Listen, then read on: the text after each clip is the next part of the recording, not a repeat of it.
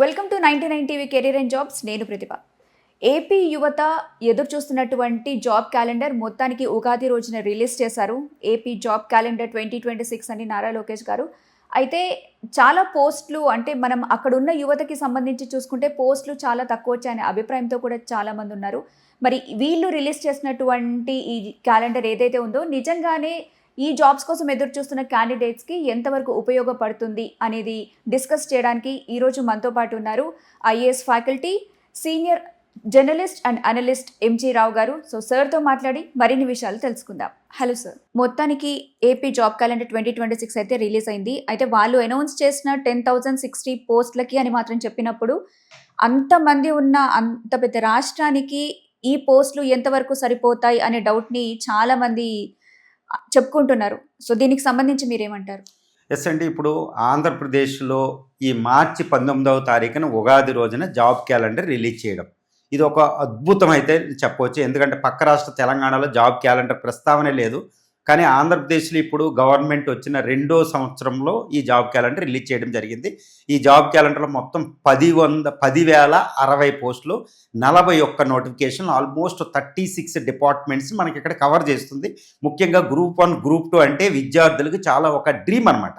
విద్యార్థులు degree complete చేసిన విద్యార్థులు కాంపిటేటివ్ ఎగ్జామినేషన్ ప్రిపేర్ అవుతే ఫస్ట్ సివిల్ సర్వీస్లో IAS exam, union UPSC exam చూస్తారు, తర్వాత గ్రూప్ 1 సర్వీస్ చూస్తారు, తర్వాత గ్రూప్ 2 సర్వీస్ మనకు చూస్తారన్నమాట.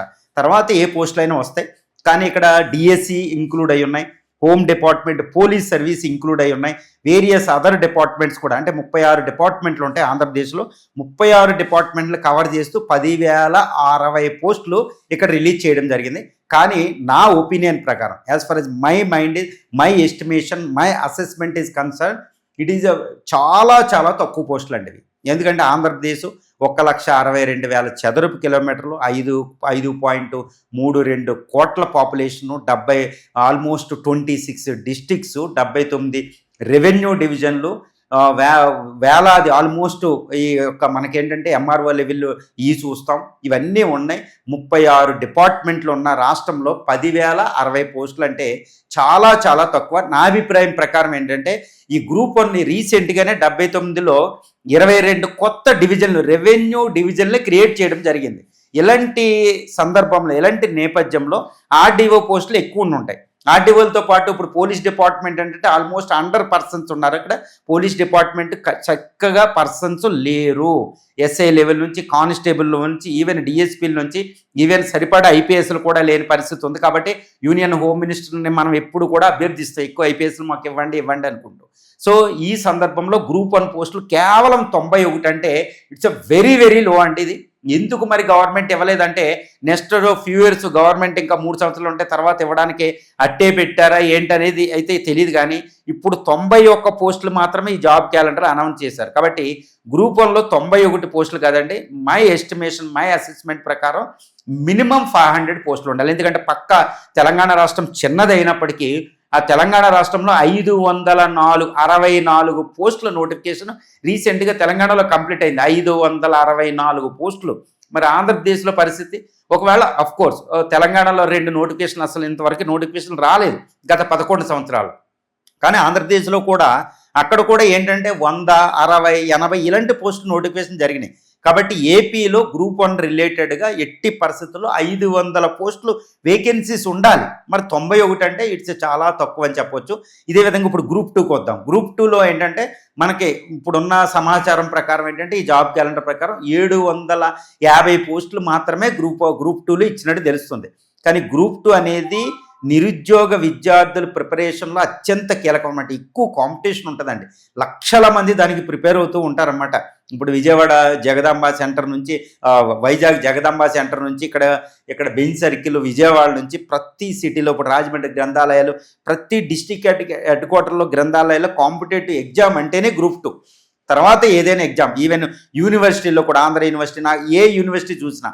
కానీ ఇక్కడ 750 పోస్టులు చాలా తక్కువ అని చెప్పొచ్చు. నా అసెస్మెంట్ ప్రకారం ఇక్కడ ఎట్టి పరిస్థితుల్లో మోర్ దెన్ 2,000, 3,000 పోస్టులు ఇక్కడ వచ్చి ఉంటే చాలా ఎక్కువ ఉత్సాహం ఉండను. అంటే అందరూ అనుకుంటున్నారు జాబ్ క్యాలెండర్ వచ్చేటప్పటికి చాలా నూతన ఉత్సాహం వచ్చేసింది విద్యార్థులని. నూతన ఉత్సాహం రాదు. ఎందుకంటే లక్షలాది మంది ఇప్పుడు ఆంధ్రప్రదేశ్లో చూస్తే సుమారు ఒక 15 నుండి 20 లక్షల మంది నిరుద్యోగ యువత ఈ కాంపిటేటివ్ ఎగ్జామ్ ప్రిపేర్ అవుతారు. ముఖ్యంగా గ్రూప్ 1, గ్రూప్ 2 పోలీస్ సర్వీసులో ఎక్కువ ఉంటారు. తర్వాత డిఎస్సి అనేది ఇట్స్ ఎ ప్రొఫెషనల్, ఎందుకంటే డిఎస్సి బీఈడి కంప్లీట్ చేసిన తర్వాత వస్తారు. కానీ ఈ గ్రూప్ 1, గ్రూప్ 2 ఈ పోలీస్ సర్వీసులు, ఈ సర్వీసులు చాలా ఇంపార్టెంట్ అనమాట. మరి ఈ పోస్టులో ఇప్పుడు మైనింగ్ డిపార్ట్మెంట్, వేరియస్ డిపార్ట్మెంట్స్ కూడా ఉంటాయి. మరి ఇలాంటి సందర్భంలో ఈ గ్రూప్ 2 పోస్టులు 750 కాదండి, 3000 పోస్టులు ఉండాలి. అట్లీస్ట్ 2000 పోస్టులైనా ఉండి తీరాల్సింది. తర్వాత గ్రూప్ 1 చూస్తే 91 కాదండి, ఎట్టి పరిస్థితులు అవి 500 పోస్టులు పక్కనున్న తెలంగాణ చిన్న రాష్ట్రంలో ఇచ్చినట్టు కూడా మనకు లేదు.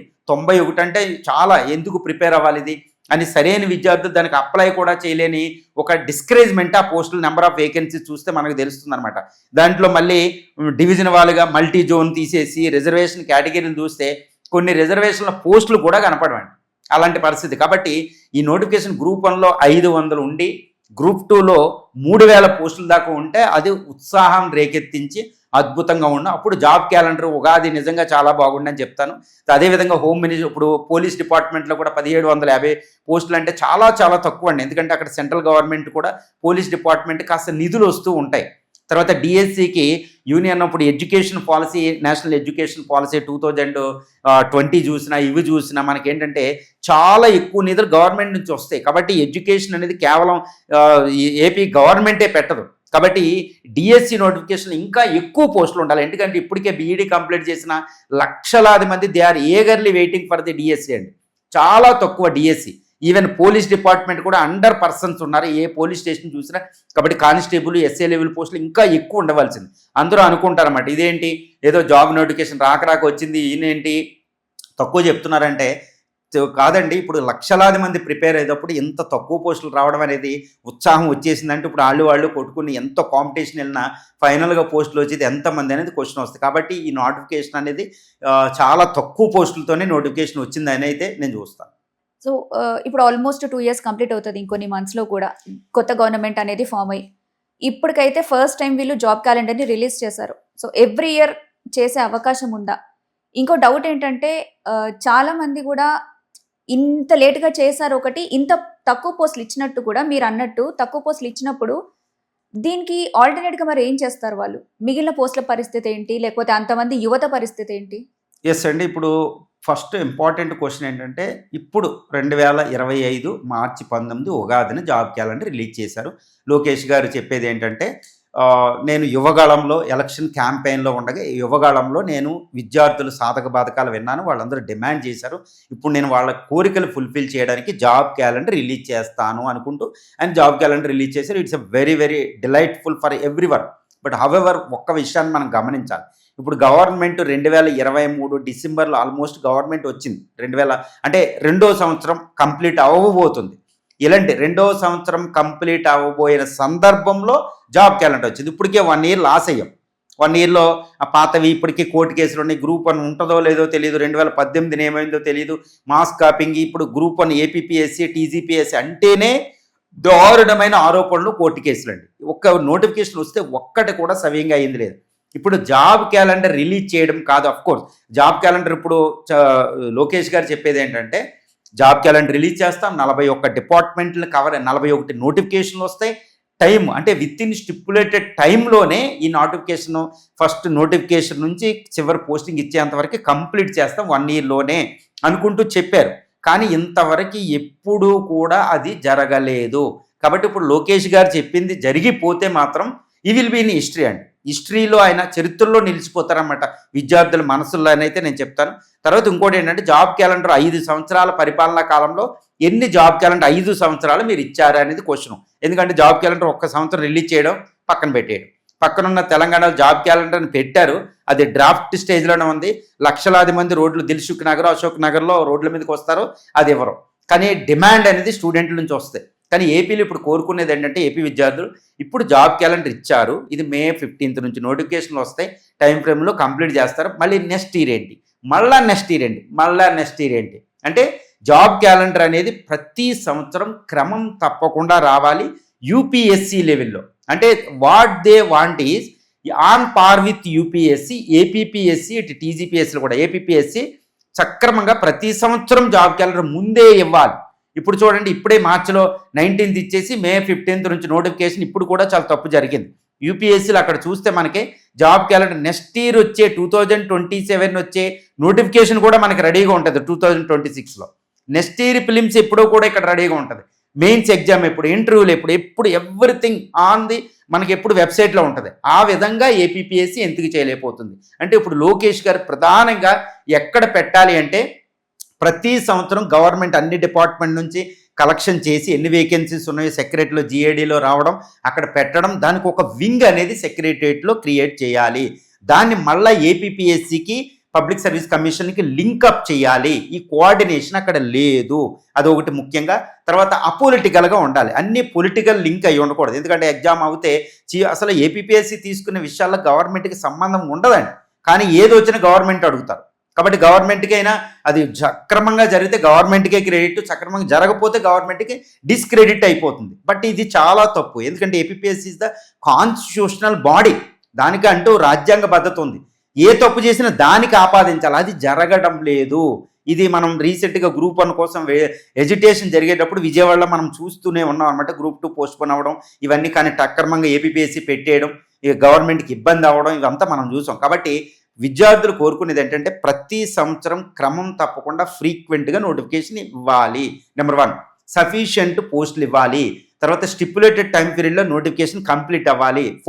మోస్ట్ ఇంపార్టెంట్ అంటే, ఈ నోటిఫికేషన్లో ఎటువంటి అవినీతి లేకుండా యూపీఎస్సీ లాగా సక్రమంగా జరగాలి. ఎవాల్యుయేషన్ ప్రాసెస్ నుంచి చూడండి, హాయ్లాండ్లో ఎవాల్యుయేషన్ చేసేయడం, ఇది చాలా దారుణం అనమాట. సో ఇలాంటి ఏం జరగకుండా సక్రమంగా జరగాలి, అవినీతి ఉండకూడదు, పోస్టింగ్ చక్కగా ఇవ్వాలనే విషయాన్ని, అంటే లోకేష్ గారు జాబ్ క్యాలెండర్ ఇవ్వడమే కాదండి, ఇవి ఎంటైర్ ప్రాసెస్ మీద దృష్టి పెట్టాలనే ఏపీ విద్యార్థులు, లక్షలాది మంది నిరుద్యోగులు ఈరోజు కోరుకుంటున్నారు. సో ఏపీలో మొత్తానికి అట్లీస్ట్ ఇప్పుడైనా రిలీజ్ చేశారని అనుకుందాం, మరి టీజీ మన తెలంగాణ పరిస్థితి ఏంటంటారు సార్? ఎస్ అండి, ఇప్పుడు ఏపీలో గవర్నమెంట్ వచ్చి 2 సంవత్సరాల్లో 2వ సంవత్సరంలో నోటిఫికేషన్ రిలీజ్ చేయడం జరిగింది. కానీ ఇక్కడ తెలంగాణలో గవర్నమెంట్ వచ్చేసి 2 సంవత్సరాలు కంప్లీట్ అయిన జాబ్ క్యాలెండర్ లేదు. యాక్చువల్గా అక్కడ లోకేష్ గారు యువకాలంలో చెప్పినట్టు జాబ్ క్యాలెండర్ చక్కగా తీసుకొచ్చి ఇచ్చారు. కానీ ఇక్కడ ఈ తెలంగాణలో అంటే పరిస్థితి చాలా చాలా ఘోరమని చెప్పవచ్చు. ఎందుకంటే నేను డైరెక్ట్గా అబ్జర్వ్ చేసి చెప్తున్నా, గ్రూప్ 1 564 పోస్టులు గ్రూప్ 1 చక్కగా నిర్వహిస్తే, చక్కగా నిర్వహించామని గవర్నమెంట్ చెప్పిద్ది, కానీ డజన్ల కొద్ది కేసులు హైకోర్టులో. రీసెంట్గా హైకోర్టులో మళ్ళా డివిజన్ బెంచ్ కూడా అది గవర్నమెంట్కి ఫేవర్గా వచ్చింది. అంటే టీజీపీఎస్సీ ఫేవర్ అనాలి, కానీ గవర్నమెంట్కి ఫేవర్ నాదని గవర్నమెంట్ చెప్పుకుంటుంది. మరి హౌ దిస్ ఈజ్ క్లైమింగ్ అనేది ఎవరికీ తెలియదు. ఎందుకంటే టీజీపీఎస్సీ రాజ్యాంగబద్ధ సంస్థ, గవర్నమెంట్ క్లెయిమ్ చేయడం అంటే అక్కడ హేతుబద్ధంగా లేదు. ఇప్పుడు మళ్ళా సుప్రీంకోర్టు దగ్గరికి నిరుద్యోగులు వెళ్ళారు. మళ్ళీ జాబ్ నోటిఫికేషన్ ఏమవుతుందో తెలియదు, 564 పోస్టులు. గవర్నమెంట్ ఈవెన్ అసెంబ్లీలో కూడా చెప్పుకుంటుంది, టీజీపీఎస్సీని గొప్ప పట్టించారు పాత గవర్నమెంట్ అని చెప్పుకుంటారు. కానీ టీజీపీఎస్సీ 564 పోస్టులు నిర్వహణ అనేది ఇప్పుడు తెలంగాణలో విద్యార్థులు ఒక్కసారి సర్వే చేస్తే 99.9 కాదండి, 100కి 100% ఇది తప్పు జరిగిందని చెప్తారు. అంత దారుణంగా అది నిర్వహణ జరిగింది. ఎందుకంటే ఎవాల్యుయేషన్ ప్రాసెస్ నుంచి తెలుగు మీడియం అభ్యర్థులు, తర్వాత డిస్క్రిమినేషన్ అవడం నుంచి, సెంట్రల్ నుంచి ఉమెన్ అభ్యర్థులకి, ఇది ఇంజనీరింగ్ పెద్ద విద్యార్థులు అంటే ఏజ్ ఎక్కువైన విద్యార్థులు, దారుణమైనది. ఈవెన్ ట్రైనింగ్ తీసుకున్న వాళ్ళు కూడా ఎటువంటి వాళ్ళో తెలియదు. ఇది విద్యార్థి లోకంలో ఒక విషయం అనమాట. అంటే పీపుల్ ఎవ్వరు కూడా దాన్ని ట్రస్ట్ఫుల్గా నమ్మడంలా. ఇప్పుడు ఏపీలో జాబ్ క్యాలెండర్ వచ్చింది, తెలంగాణలో జాబ్ క్యాలెండర్ కోసం దిల్సుఖ్ నగర్, అశోక్ నగర్లో రోడ్ల మీద పిల్లలు పోరాడుతున్నారు, లక్షలాది మంది పిల్లలు. మళ్ళీ మిలియన్ మార్చికి వాళ్ళు పిలిపివ్వడం, తెలంగాణ మూమెంట్లో మిలియన్ మార్చ్ మనం చూసాం. మళ్ళీ అదే లాంటి మిలియన్ మార్చి జాబ్ క్యాలెండర్ కోసం డిమాండ్. అంటే తెలంగాణలో ఇప్పటికీ కూడా జాబ్ క్యాలెండర్ నిల్లు. కొంతమంది అంటూ ఉంటారు జాబ్ క్యాలెండర్ ఇచ్చేసామని గవర్నమెంట్ చెప్తారు, ఎప్పుడు ఇచ్చారో కూడా తెలియదు, అది ఒక డ్రాఫ్టింగ్, నోటిఫికేషన్లు ఏమైనాయో కూడా తెలియదు. దారుణమైన పరిస్థితి తెలంగాణలో ఉంది. కానీ ఏపీ గవర్నమెంట్ నుంచి జాబ్ క్యాలెండర్, అక్కడ లోకేష్ గారు రిలీజ్ చేసిన జాబ్ క్యాలెండర్ నుంచి చక్కగా లెసన్స్ నేర్చుకుని యూపీఎస్సీ మోడ్లో ఇక్కడ జాబ్ క్యాలెండర్ రాకపోతే మాత్రం ఇక్కడ విద్యార్థులు చాలా విపత్కర పరిస్థితిలో ఉన్నారు. లక్షలాది మంది మళ్ళీ రోడ్ల మీదకి వస్తే అది పెద్ద పోరాటంగా అయితే మారిపోతుంది. నిజంగా సార్, అంటే చూసుకుంటే ఓవరాల్గా 2 తెలుగు స్టేట్స్లలో కూడా కొన్ని లక్షల మంది యువత ఉంటారు. వీళ్ళేమో ఏదైతే రిలీజ్ చేస్తారో జాబ్ క్యాలెండర్ కొన్ని పోస్టులకి మాత్రమే ఇస్తున్నారు. అసలు ఈ పరిస్థితిని ఎలా చూడొచ్చు? ఎందుకంటే చాలా మంది జాబ్ల కోసం ఎదురు చూస్తారు, వాళ్ళ లైఫ్నే దానికి అంకితం చేస్తారు, ఎలానైనా గవర్నమెంట్ జాబ్ కొట్టాలి అని చెప్పి. సో అలాంటి వాళ్ళకి గవర్నమెంట్ ఇచ్చే సమాధానం అసలు ఏమైనా ఉందా? దీనికి మీరేమంటారు? ఎస్ అండి, ఇప్పుడు జాబ్ క్యాలెండర్లు ఈ గవర్నమెంట్ జాబులు, ముఖ్యంగా గ్రూప్ 1 గ్రూప్ 2 జాబులు అనేవి ఒక పెద్ద మాయ. ఏంటి ఇలా అంటున్నారు ఎంజే రావు గారు అని అనుకోవద్దు. ఇది ఒక పెద్ద మాయ. రీసెంట్గా ఐఏఎస్ ఎగ్జామినేషన్ కోసం కూడా కొంతమంది టాప్ మోస్ట్ కార్పొరేట్ సీఈఓలు కూడా ఇది మాట్లాడుతున్నారన్నమాట. ఈవెన్ సీనియర్ మోస్ట్ ఐఏఎస్ ఆఫీసర్లు కూడా ఇది మాట్లాడుతున్నారు.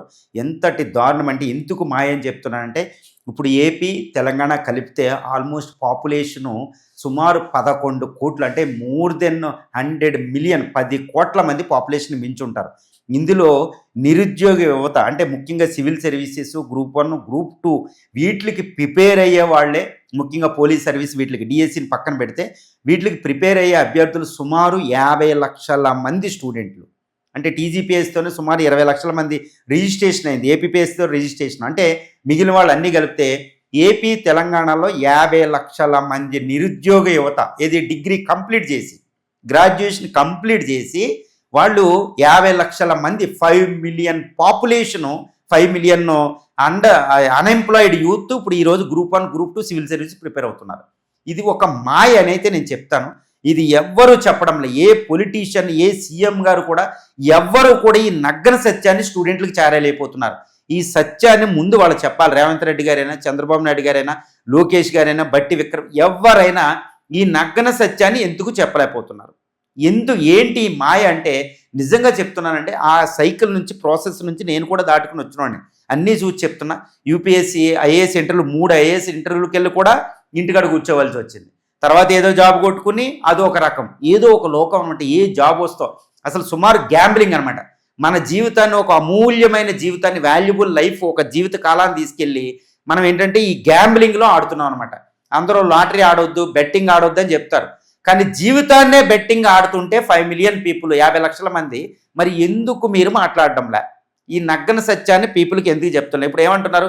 జాబ్ క్యాలెండర్ వచ్చేసింది, ప్రిపేర్ అయిపోండి, సిద్ధపడిపోండి. ఎంతమంది అంటే సిద్ధపడేది? ఎన్ని పోస్టులు అంటే 10,000, 60 పోస్టులకి సుమారు 30 లక్షలు, 20 లక్షల నుంచి 30 లక్షల మంది ఏపీ విద్యార్థుల్ని ప్రిపేర్ అయిపోండి. మరి మీరు పోస్టులు ఎన్నింటికి ఇస్తారు?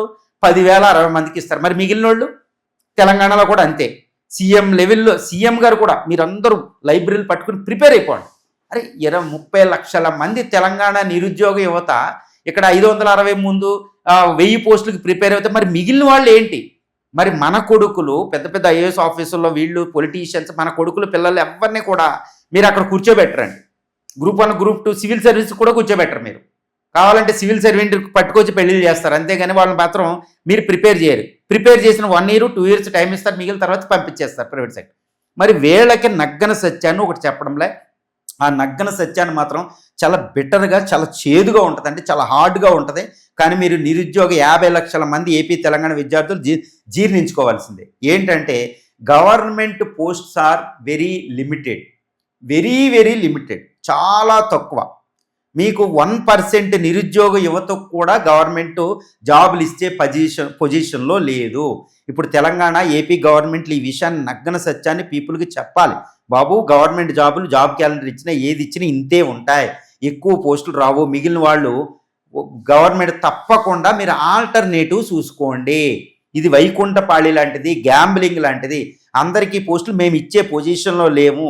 It's a globalised world. పెట్టుబడుల కోసం తిరుగుతున్నాం, ప్రైవేట్ పెట్టుబడులే ప్రైవేటైజ్ చేస్తున్నాం, గవర్నమెంట్ డిపార్ట్మెంట్లో అవుట్ సోర్సింగ్తో నడిపిస్తున్నాం. గవర్నమెంట్ ప్రతి డిపార్ట్మెంట్, ఇప్పుడు ఏపీ గవర్నమెంట్లో 36 డిపార్ట్మెంట్లు ఉన్నాయి, తెలంగాణలో సుమారు 34 డిపార్ట్మెంట్లు ఉన్నాయి. ఈ డిపార్ట్మెంట్లు అన్నీ అవుట్ సోర్సింగే. ఈవెన్ పోలీస్ డిపార్ట్మెంట్ కూడా హోంగార్డులతోనే నడిపిస్తున్నాం. కొన్ని పోలీస్ స్టేషన్లు మేము పై అధికారులు మినహాయిస్తే ప్రతి రెవెన్యూ డిపార్ట్మెంట్లు అన్నీ అవుట్ సోర్సింగే.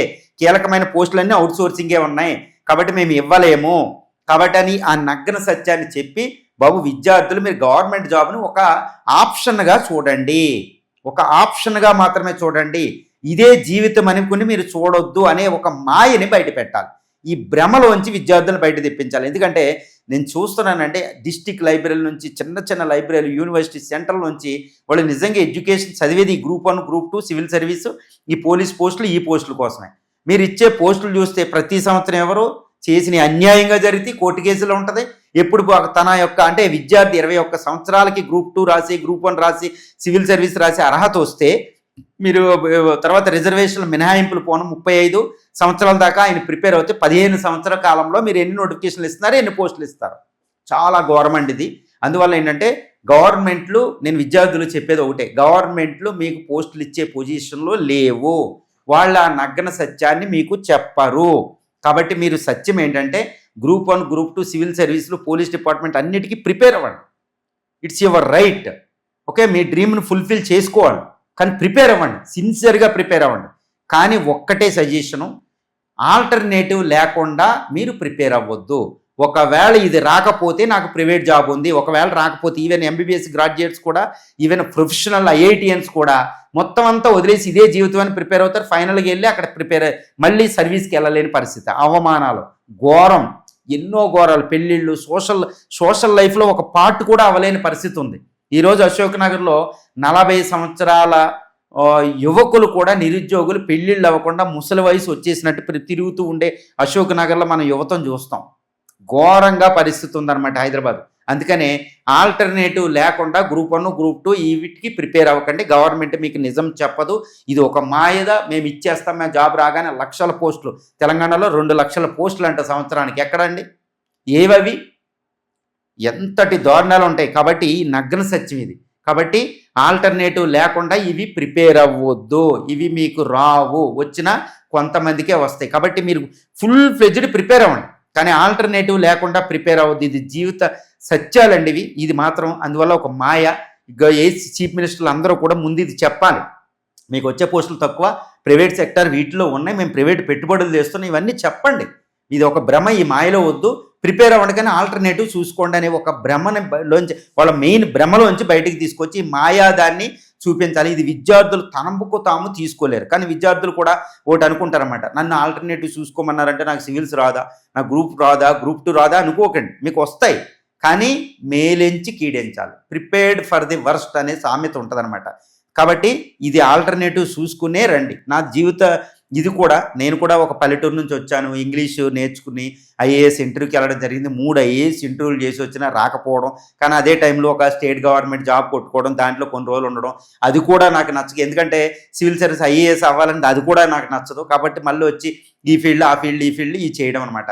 ఇదంతా ఇప్పుడు కోచింగ్లు ఇవి కూడా చూస్తాం. ఒక బ్రైటెస్ట్ స్టూడెంట్కి, చాలా బ్రైట్ ఐఐటిఎన్కి ఐఏఎస్ రాకపోవచ్చు, గ్రూప్ 2 కూడా రాకపోవచ్చు, ఒక మామూలు విద్యార్థికి రావచ్చు. ఈవెన్ గ్యాంబ్లింగ్ అంటే అక్కడ ఉంటుంది అనమాట. కాబట్టి ఆల్టర్నేటివ్ లేకుండా ఈ పోస్టులకి ప్రిపేర్ అవ్వద్దు. ఈ సత్యం మనకి గవర్నమెంట్ చెప్పదు, వాళ్ళు రాజకీయాలు ఆడుకుంటారు. కాబట్టి ఈ నగ్న సత్యం చెప్పేవాళ్ళు ధన్యులు అనమాట. గాంధీ మహాత్ముడు చెప్పేవాడు నగ్న సత్యాలు, తర్వాత వదిలేశారు. కాబట్టి విద్యార్థులు కూడా మాయలోంచి బయటికి రండి. Thank you sir. అంటే మీరు ఇచ్చిన బెస్ట్ సజెషన్ ఏంటంటే నిజంగానే గవర్నమెంట్ జాబ్ పైన మాత్రమే డిపెండ్ అవ్వకుండా వేరే ఆల్టర్నేట్ చూసుకోవడం అనేది కూడా ఒక గొప్ప సజెషన్ అనే చెప్పాలి. Thank you so much sir. So viewers చూసారు కదా, ఎంజీఆర్ గారు చెప్పినట్టు అఫ్ కోర్స్ చాలా మందికి ఉంటుంది గవర్నమెంట్ జాబ్ కొట్టాలని, బట్ స్టిల్ చాలా మల్టిపుల్ రీజన్స్ ఉంటాయి, సెలెక్ట్ అవ్వకపోవచ్చు, ఆ నోటిఫికేషన్స్ అనేవి, ఆ పోస్టులు, వాళ్ళు చెప్పే పోస్టులు అనేవి కూడా తక్కువ ఉండొచ్చు. సో డెఫినెట్లీ ఒక సెకండ్ థాట్ అయితే పెట్టుకోవాలనేసి అంటున్నారు. మరొక వీడియోతో మళ్ళీ కలుద్దాం. Keep watching 99 TV career and jobs.